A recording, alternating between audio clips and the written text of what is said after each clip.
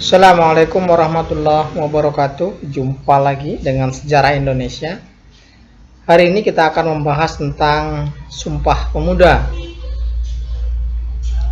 Sumpah Pemuda adalah suatu tonggak utama dalam sejarah pergerakan kemerdekaan Indonesia.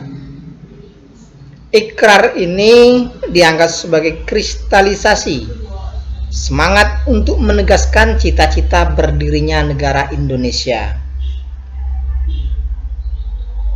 Sumpah Pemuda, yang dimaksud dengan Sumpah Pemuda adalah suatu keputusan Kongres Pemuda kedua yang diselenggarakan 2 hari dari tanggal 27 sampai dengan 28 Oktober 1928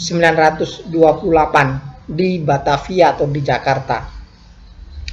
Keputusan ini menegaskan cita-cita akan adanya tanah air Indonesia, bangsa Indonesia, dan bahasa Indonesia. Keputusan ini juga diharapkan menjadi asas bagi setiap perkumpulan kebangsaan Indonesia dan agar disiarkan dalam berbagai surat kabar dan dibacakan di muka rapat perkumpulan-perkumpulan.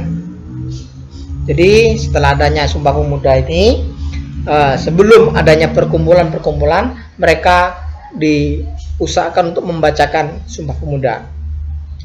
Hasil Sumpah Pemuda yang pertama, kami putra dan putri Indonesia mengaku bertumpah darah yang satu, tanah Indonesia. Kami putra dan putri Indonesia mengaku berbangsa yang satu, bangsa Indonesia. Kami putra dan putri Indonesia menjunjung bahasa persatuan, bahasa Indonesia.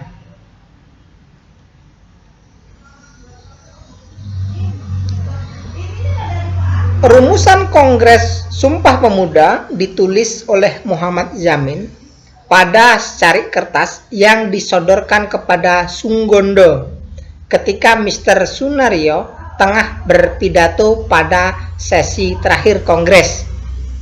Sebagai utusan atau panduan sambil berbisik kepada Sunggondo. Ini kalau bahasa sananya ya. Yang artinya, saya mempunyai suatu formasi yang lebih elegan untuk keputusan Kongres ini. Kemudian Sunggondo membubuhi para setuju pada secari kertas tersebut. Kemudian diteruskan kepada yang lain untuk diparap setuju juga. Sumpah tersebut awalnya dibacakan oleh Sunggondo dan kemudian dijelaskan panjang lebar oleh Muhammad Yamin. Jadi dikupas secara panjang dan lebar. Makna Sumpah Pemuda. Yang pertama sebagai tonggak perjuangan nasional.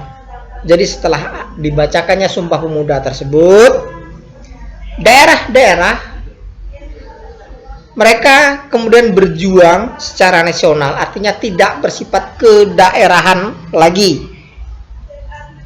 Yang tadinya mereka terdiri dari Jong Java, Jong Sumatera, Jong Sunda, mereka sudah berubah ya.